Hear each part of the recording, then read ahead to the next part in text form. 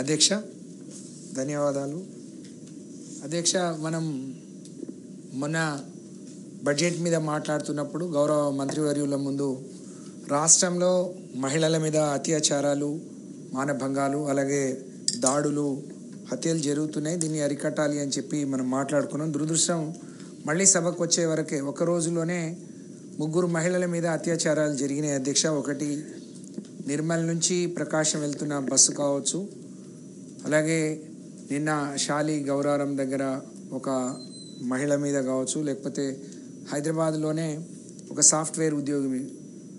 రాష్ట్రంలో విపరీతంగా ఇలాంటి సంఘటనలు జరుగుతున్నాయి అధ్యక్ష. ఇది దురదృష్టకరం. దీన్ని అంటే రాష్ట్రానికి హోంమంత్రి వర్యులు లేరు, ముఖ్యమంత్రి గారే చూస్తున్నారు. ముఖ్యమంత్రి గారు చూస్తున్నప్పుడు ఇంకా పకడ్బందీగా శాంతి భద్రతలు అమలు కావాలి. కానీ ఎందుకో గడిచిన 8 నెలలుగా మనం చూస్తే చాలా మహిళల మీద అత్యాచారాలు జరుగుతున్నాయి అధ్యక్ష. ఎక్కడ కూడా వాళ్ళ మీద సరి అయిన చర్యలు తీసుకున్నట్టు కానీ, దోషులను పట్టుకొని శిక్షించినట్టు కానీ, బాధితులకు సాయం చేసినట్టు కానీ దాఖలాలు కనిపించట్లేవు. అందుకనే నేను అనుకుంటాను, దోషులు ఎవరైనా ఏం చేసినా నడుస్తుంది, ఏం చేయలేరు అనే ఒక అతి విశ్వాసం, నమ్మకంతో ఇవన్నీ ఈ దుశ్చర్యలకు పాల్పడుతున్నట్టు భావించాల్సి వస్తుంది అధ్యక్ష. దయచేసి మీ ద్వారా గౌరవ మంత్రివర్యులకు, ప్రభుత్వానికి నేను విజ్ఞప్తి చేస్తూ ఉన్నాను. నిన్న జరిగిన సంఘటనలు కానీ, ఇంతకుముందు జరిగిన సంఘటనలు, ఆ రోజే మనం మాట్లాడినప్పుడు ఒక 8 ఏళ్ల బాలిక మీద కూడా ఇలాంటి సంఘటన జరిగింది, అది ముందు రోజే.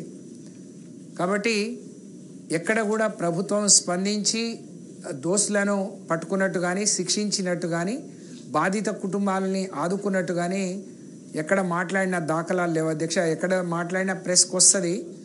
ఈ రాష్ట్రంలో గౌరవ మహిళా మంత్రులు కూడా ఉన్నారు, ఎవరు కూడా పోయి విజిట్ చేసినట్లేదు. కాబట్టి మీ ద్వారా ప్రభుత్వాన్ని డిమాండ్ చేస్తున్నాం అధ్యక్ష. ముఖ్యమంత్రి గారు ఒక స్పెషల్ రివ్యూ హోంశాఖ మీద పెట్టి అధికారులు, ఎందుకంటే గడిచిన 10 ఏళ్లలో నిజంగా చాలా అద్భుతంగా షీ టీమ్స్ కానీ, భరోసా కానీ, సఖీ ద్వారా రాష్ట్రంలో మహిళలకు ఒక భద్రత, ఒక మంచి వాతావరణాన్ని మనం క్రియేట్ చేసినామని చెప్పవచ్చు అధ్యక్ష. ఒక సేఫెస్ట్ ఇంట్లో, కుటుంబంలో తల్లిదండ్రులతో ఎంత ధైర్యంతో, విశ్వాసంతో ఉండగలుగుతారో ఆడపిల్లలు ఎక్కడ రాష్ట్రంలో ఎక్కడ తిరిగినా, హైదరాబాద్లో ఎక్కడ ఉద్యోగాలు చేసినా వాళ్ళకి అలాంటి వాతావరణాన్ని మనం కల్పించడం జరిగింది. కానీ ఇప్పుడు ఎందుకు అది కొరవడినట్టు కనిపిస్తూ ఉంది.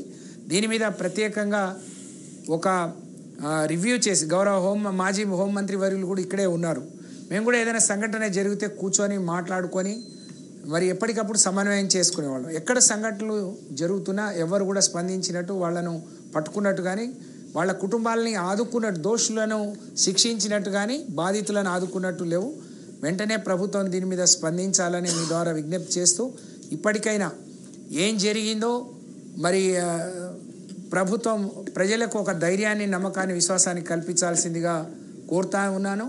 అలాగే ఇలాంటివి పునరావృతం కాకుండా, మళ్ళీ తిరిగి ఇటువంటివి జరగకుండా కఠినమైన శిక్షలు, కఠినమైన చర్యలు తీసుకోవాలని చెప్పి నేను విజ్ఞప్తి చేస్తా ఉన్నాను. ఆంధ్రప్రదేశ్ మినిస్టర్ గారు గౌరవ రాథోడ్ గారు చెప్పింది నోట్ చేసుకున్నాం. వాణిదేవి గారు. ధన్యవాదాలు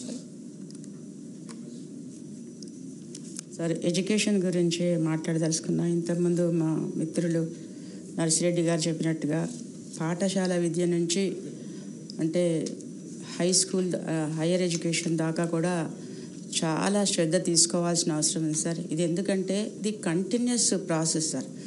ఇది రోజు ఎట్లయితే నేను